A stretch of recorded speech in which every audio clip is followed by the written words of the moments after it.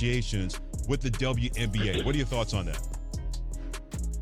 Yeah, I mean, I think that, what we could take from Unrivaled was just the way that players were treated and how we had a standard to make sure that everybody had access to everything that they needed to build their basketball, build their game in a way where they wrote her off in the summer of 2025. Not quietly, not reluctantly, loudly, and with visible satisfaction. The injury that cut her second professional season to just 13 games was treated by certain corners of the sports media not as a setback to feel sympathetic about, but as confirmation of something they had been trying to argue for 2 full years.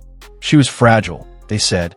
The league had finally figured her out. The physical demands of professional basketball had exposed what they always believed was a manufactured narrative built on marketing rather than genuine talent. And for the better part of 8 months, while Caitlin Clark worked through a recovery protocol and the critics recycled the same talking points on a daily loop, it genuinely looked like the people constructing that argument might actually get to keep their story. Then she walked into a gymnasium in San Juan, Puerto Rico, broke 14 FIBA world records, won the tournament Most Valuable Player award as the youngest recipient in the history of that competition, and did all of it while being used as a reserve for 4 out of 5 games by a head coach who was quietly removed from her position before the tournament even finished. That is the summary. But the full story is so much more layered and so much more uncomfortable for the people who built and operated the systems that surrounded her, that the summary alone does not do it justice. Every piece of what happened across the last 12 months connects to every other piece. And when you see the complete picture, the word comeback does not come close to describing what is actually happening here. Before we go any further, if this is your first time here and you want sport coverage that actually goes beneath the surface instead of just repeating the headline, hit that like button right now and make sure you're subscribed. Because the FIBA referees put them on notice. Pretty much let them be known. We ain't doing what y'all would be doing in the WNBA. So, quite frankly, the FIBA referees set the tone for how a game Caitlin Clark playing in should be. A lot more is coming as the 2026 season approaches, and you do not want to be catching up while everyone else already knows the story. There's a specific kind of media coverage that surrounds a dominant player when they get injured. If the player is widely respected, the coverage is sympathetic, return timelines, game plan adjustments, discussions about what the team is missing. Caitlin Clark's 2025 injury coverage followed a noticeably different template, and the difference is worth examining carefully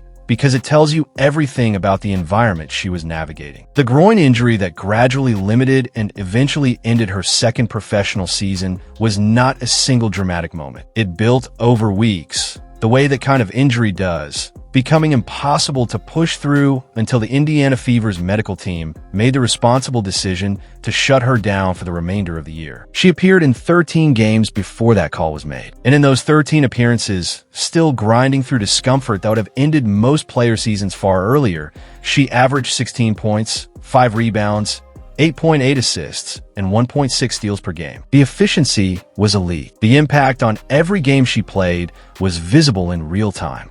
But 13 games gave the people who had been waiting for an opening exactly the ammunition they needed. The league figured her out, they argued. Second-year adjustments proved too much, they insisted. The physicality of the professional game had finally exposed the limitations of a player whose whole reputation, in their telling, was always more hype than substance.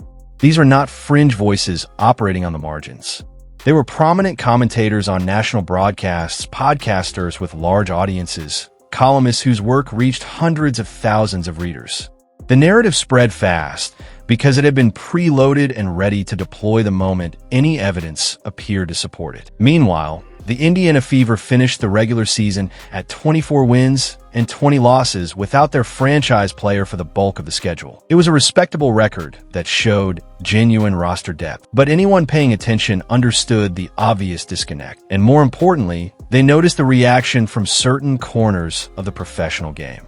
There was a subset of voices inside the league, veteran players, media figures with long institutional relationships, personalities who had positioned themselves as cultural gatekeepers of the sport's pre-Clark hierarchy, who responded to the injury news in a way that can only be described as relieved. Not concerned, not supportive, relieved. as though 8 months of Clark sitting in a recovery program represented a temporary restoration of an order they had spent 2 years fighting to preserve. That relief had an expiration date. It expired in Puerto Rico. Before we get to what happened overseas, something needs to be revisited because it did not actually end when the final buzzer sounded on June 17, 2025. It resurfaced 8 months later in a way that added an entirely new dimension to the conversation about how certain players in the league genuinely viewed Caitlin Clark's presence. So it's definitely not finalized yet. So don't want to get too specific into details, but knowing that this new CBA is going to be historic. It's going to create generational success between players of all levels and really It was a regular season game between the Connecticut Sun and the Indiana Fever. Third quarter, Sun guard J.C. Sheldon reached in hard toward Clark and made sharp contact with her face while going for a steal. Clark registered it immediately, shoved Sheldon back, and then turned to walk away from the situation. In almost any version of that story, that is where it ends. A quick flare-up, both players get separated. The game moves on. That is not what happened. Marina Mabrey, the veteran Connecticut Sun guard, came at Clark from behind. Clark had already turned her back. She was disengaging. Mabrey used her full body weight and drove Clark directly to the floor. Not incidental contact, not a brush in traffic. A deliberate, forceful shove from behind against a player who was already walking away from a conflict. The officials assessed Mabrey a technical foul. One technical foul, the same penalty you receive for aggressively disputing a referee's call. She was not ejected. She did not leave the game. CBS Sports later reviewed the footage and upgraded the call to a flagrant 2, which is a classification the contact warranted under the league's own rules. But the in-game response, issued in real time on a national broadcast, sent an unmistakable signal to every player watching. Going after Caitlin Clark in the domestic league carried minimal immediate consequences. The fan reaction was enormous and immediate. The clip moved across every platform with the kind of velocity that pulls millions of people who are not watching the game into a story they suddenly have opinions about. The general verdict was clear. The officiating response was wildly disproportionate to what had physically happened on the court, and the story sat there, unresolved for months. Then February 2026 arrived, and Marina Mabrey addressed it publicly for the first time in any real depth. She was a guest on a podcast. She acknowledged, to her credit, that she had gone too far.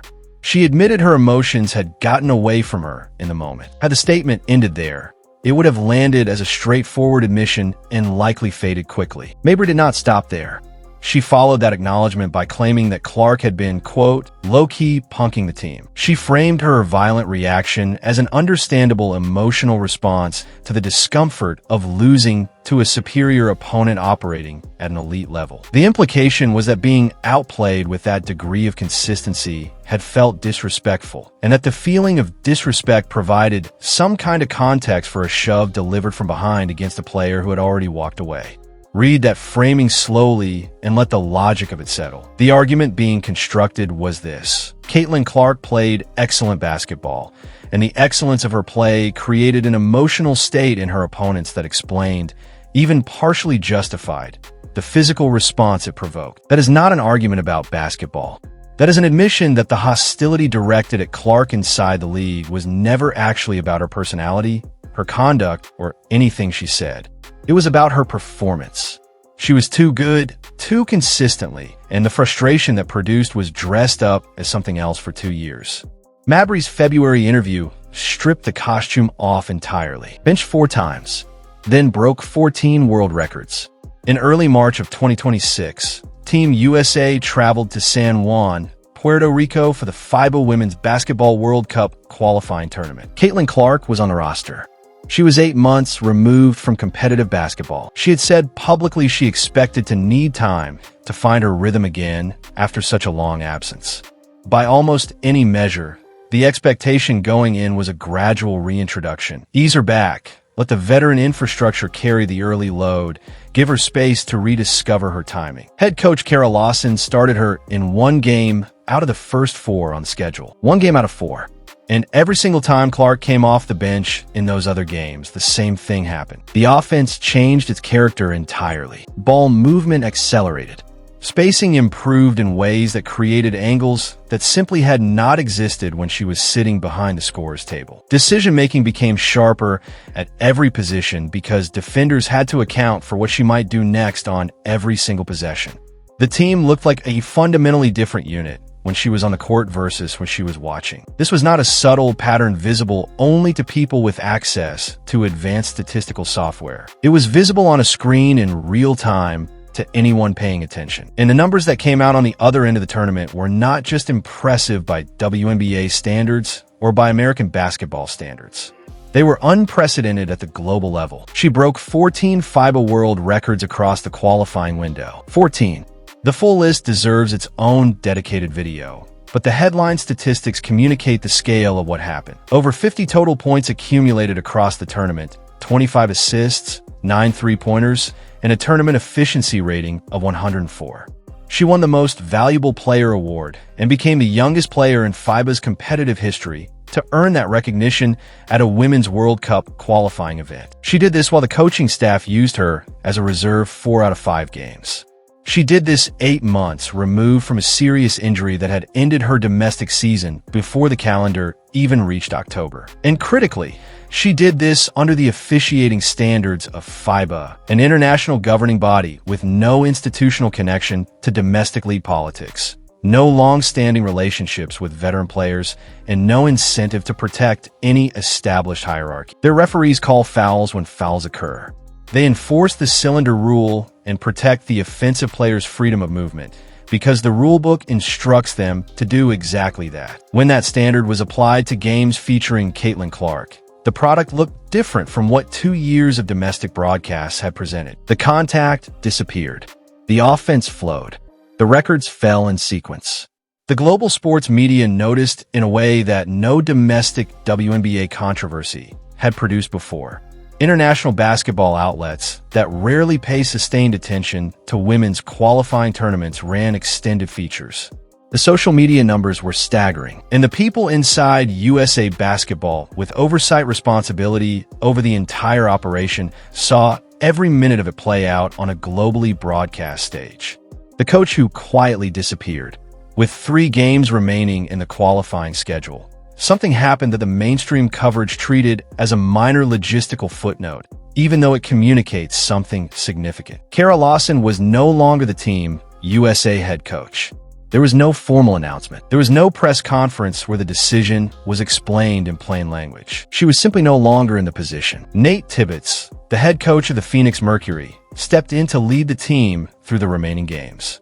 The stated explanation referenced prior commitments Lawson had with the Duke University women's basketball program, responsibilities that had reportedly been known about and factored into the original scheduling before the qualifying tournament began.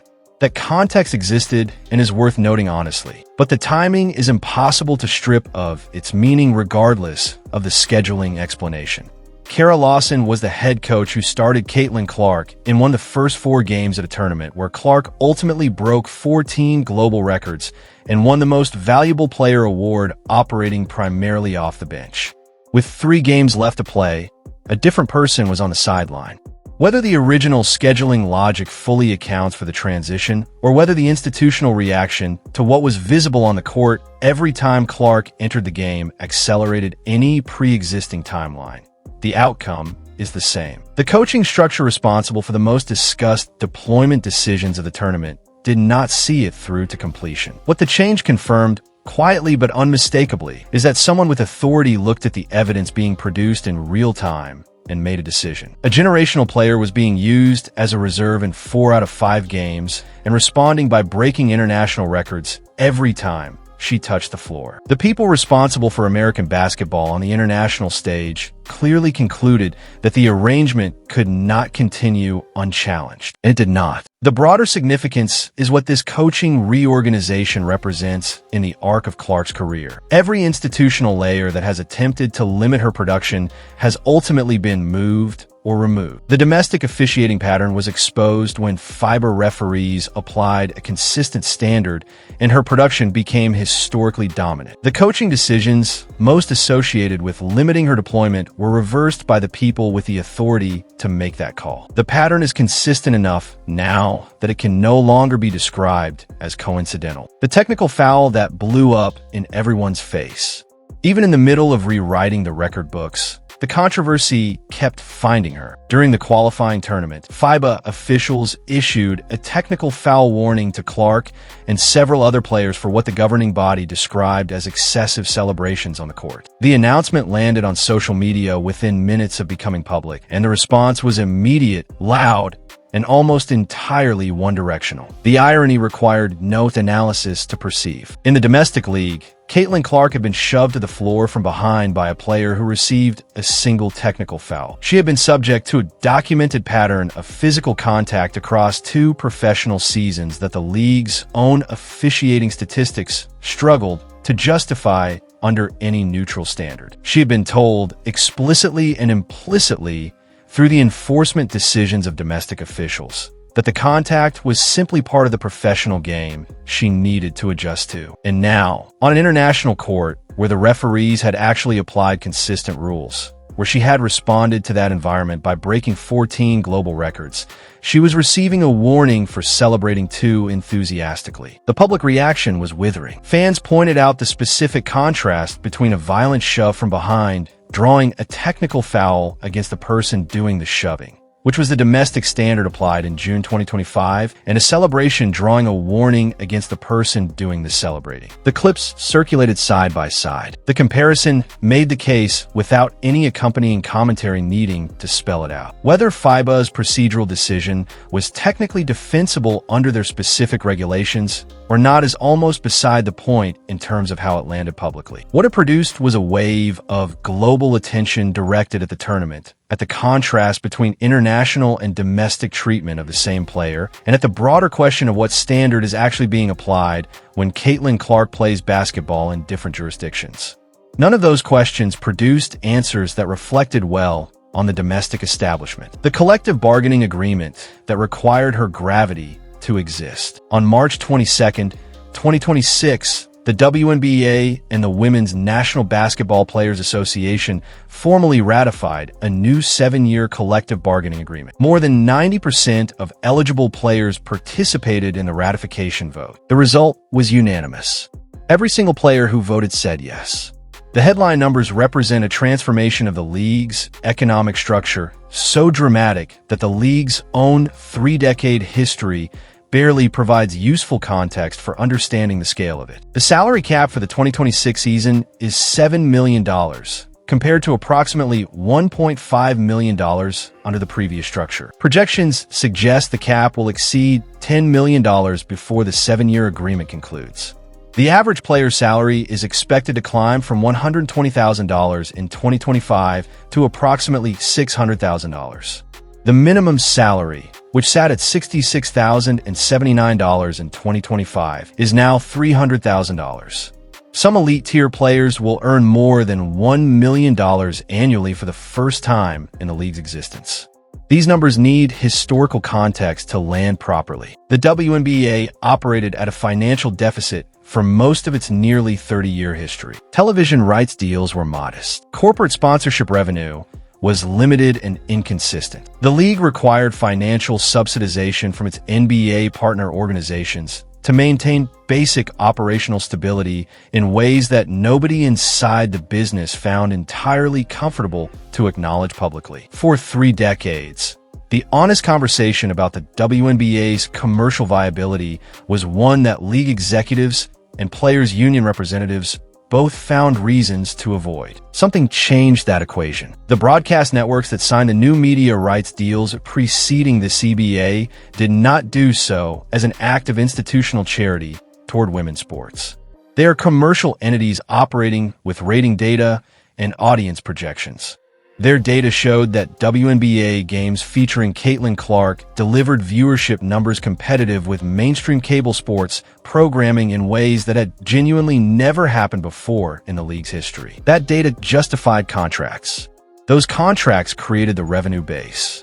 The revenue base made the new salary structure mathematically possible. Without the television deals, the salary cap stays near $1.5 million. Without the audience numbers that justified those television deals, there are no new contracts. And the audience numbers did not materialize because of a league-wide improvement in play quality or a marketing campaign or a general cultural shift toward women's basketball. They materialized because one specific player changed what happened when you watched a WNBA game on television. The connection between Caitlin Clark's commercial presence and the financial reality of the 2026 collective bargaining agreement is not a debatable interpretation. It is documented in the ratings data, the contract values, and the timeline of every significant financial event the league has experienced since her arrival. The salary math that makes it undeniable. Here is where the financial story becomes genuinely uncomfortable for certain prominent voices who have spoken publicly about the new collective bargaining agreement as the fruit of everyone's equal collective labor. During the 2025 WNBA season, Caitlin Clark's base salary was $78,066. That is not an approximation or an estimate from secondary reporting. That is the documented figure from public salary data.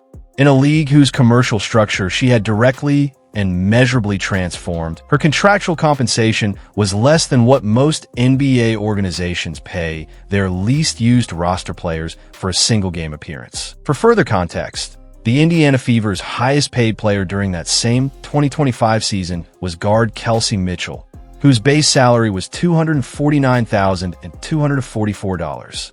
Clark was earning roughly 32% of what the team's top-paid player made, while simultaneously being the primary commercial engine driving the broadcast deals, sponsorship agreements, and merchandise numbers that the entire league's financial expansion was built on. The disconnect between her contractual compensation and her economic contribution to the league is not subtle when you look at the numbers side by side. The endorsement portfolio partially addressed this imbalance in ways the base salary could not. Her 8-year, $28 million Nike agreement had been signed before her first professional game. Her total commercial earning power placed her among the most financially successful athletes in women's sports globally. But the WNBA base salary number remained a precise symbol of how the internal pay structure had failed to keep pace with what her presence was generating for every other stakeholder operating inside the same system. Under the new collective bargaining agreement, Clark's projected WNBA salary for the 2026 season is $530,000. That represents a jump of approximately 550% from her 2025 base compensation. By 2027, she becomes eligible for a projected maximum contract of $1.3 million. By 2028, the Supermax designation becomes available at approximately $1.7 million per year. These numbers still represent a fraction of what a player generating comparable commercial impact would earn in a male professional league, and that gap is its own separate conversation worth having. But the trajectory represents the fastest and most dramatic single-player compensation correction in the history of women's professional basketball. And it exists because of one specific chain of events. She changed the ratings, the networks responded to the ratings with new contracts. Those contracts funded the new collective bargaining agreement, and the agreement produced the salary numbers. Every veteran player in the league who voted yes on that agreement benefited directly from that chain. The documented facts of where the money came from do not require interpretation. What May 16th actually means. The Indiana Fever opened their 2026 WNBA regular season on May 16th. Mark that date. The context surrounding that opener is unlike anything that has ever surrounded a single player's return to a professional basketball season at any level of the domestic game. Clark returns fully healthy after 8 months away from competitive play. She returns as the FIBA qualifying tournament's most valuable player and the holder of 14 international records. She returns with a new collective bargaining agreement in place that begins, finally, to reflect her commercial value to the league. She returns knowing that the coaching structure that started her in one of 5 international games has been reorganized. She returns having watched a veteran player publicly acknowledge, in an interview framed as a form of accountability, that the physical aggression directed at her was rooted in frustration with losing to her. which is perhaps the most honest thing anyone inside the league establishment has said out loud since she arrived. Every institutional friction point positioned in her path across 2 professional seasons and 1 international qualifying tournament has produced the same result. The domestic officiating pattern that allowed elevated physical contact was exposed when international referees applied a consistent standard, and her production became globally historic. The coaching decision most associated with restricting her deployment was reversed mid-tournament by the people with authority over those decisions.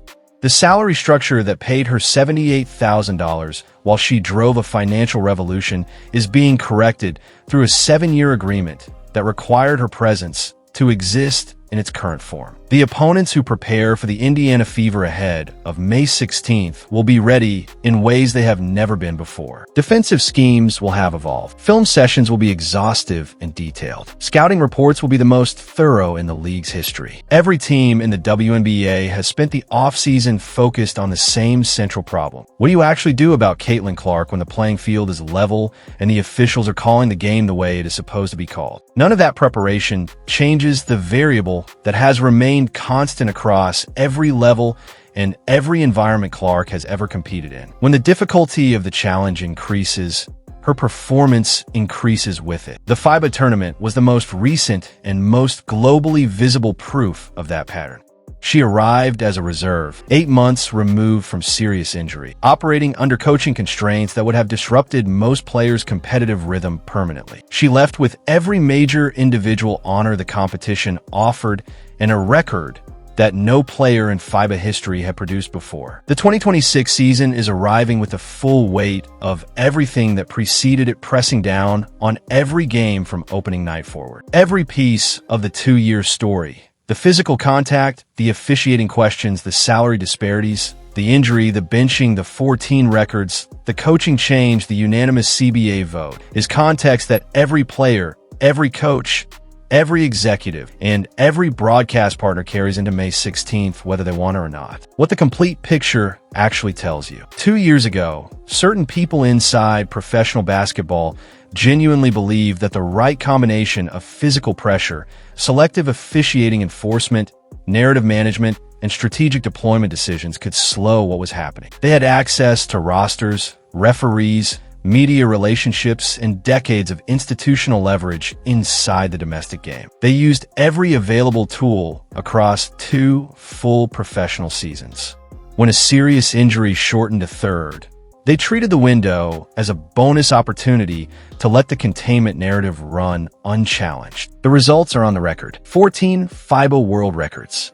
A unanimous collective bargaining ratification vote on an agreement that does not exist in its current financial form without the broadcast revenue her presence generated. A mid-tournament coaching reorganization executed by the people with oversight authority. A veteran player's on-record admission that the physical aggression directed at Clark was provoked by her excellence, not her behavior. The establishment spent 2 full years attempting to write a different story. They had resources, relationships, and institutional power at every level of the domestic professional game. And the player at the center of all of it responded by rewriting the global record books 8 months after a serious injury, coming off a bench in a tournament where her own head coach started her in 1 game out of 4. The 2026 season beginning on May 16th is not a redemption arc. A redemption arc requires a fall.